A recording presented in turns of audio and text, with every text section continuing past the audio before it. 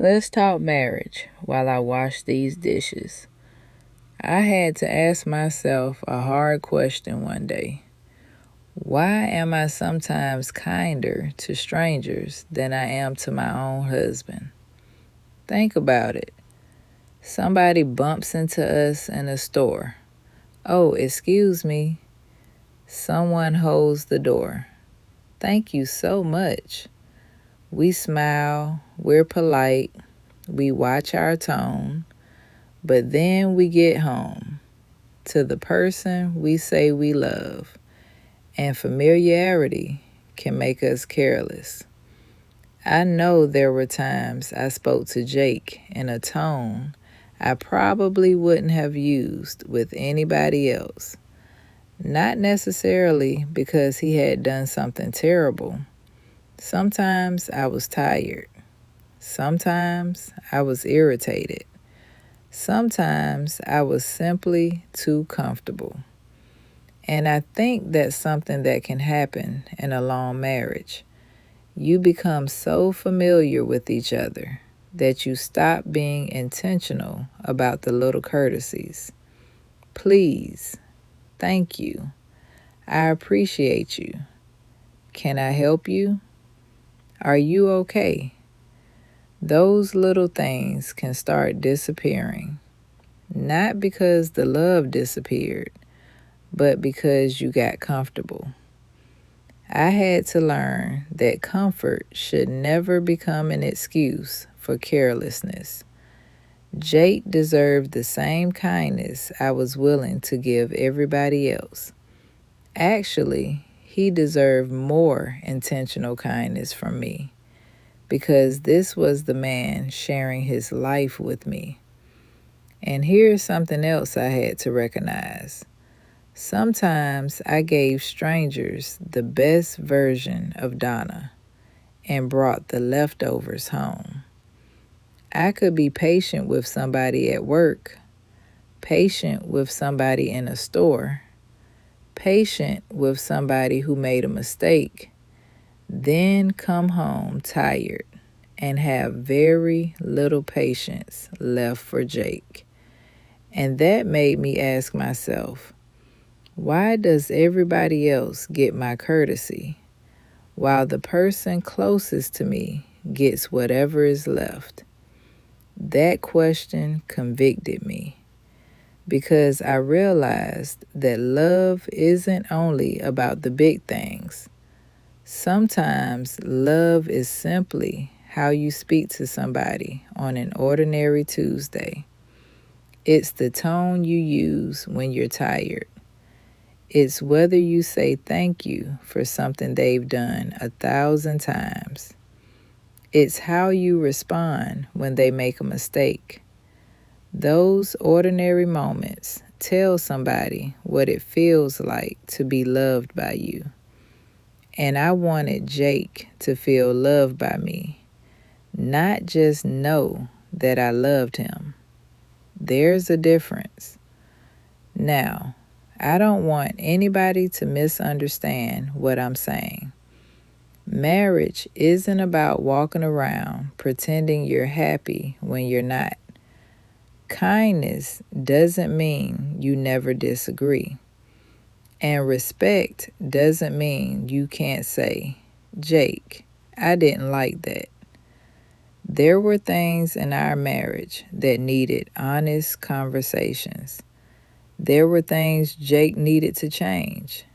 And there were things Donna needed to change. Kindness didn't remove any of that. What changed was how I wanted to handle it.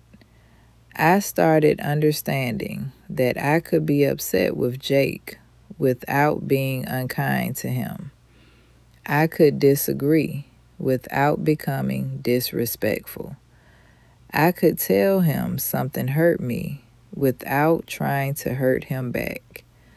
That's a lesson I wish I had learned much earlier. Because sometimes when we're hurt, we want the other person to feel some of what we're feeling. So our tone changes. We become short. We withdraw. We make little comments. Maybe we don't yell, but the message still gets through. You've upset me, and I'm going to make sure you feel it. I've done that. And eventually, I had to ask myself, what is that actually accomplishing? It wasn't helping Jake understand me. It wasn't solving the problem. Most of the time, it just created another problem on top of the first one.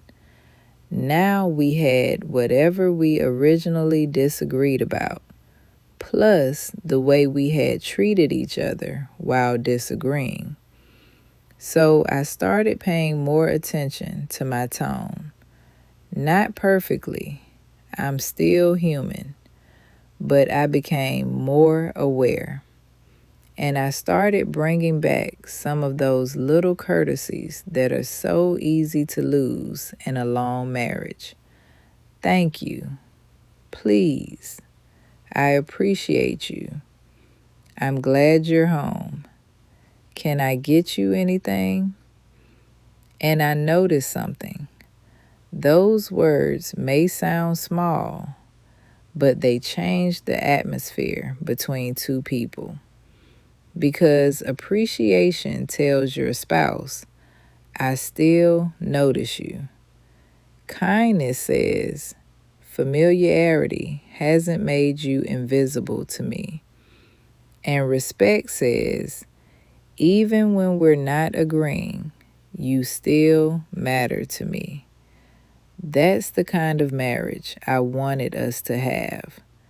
Not one where we never had problems, but one where our problems didn't give us permission to stop treating each other well.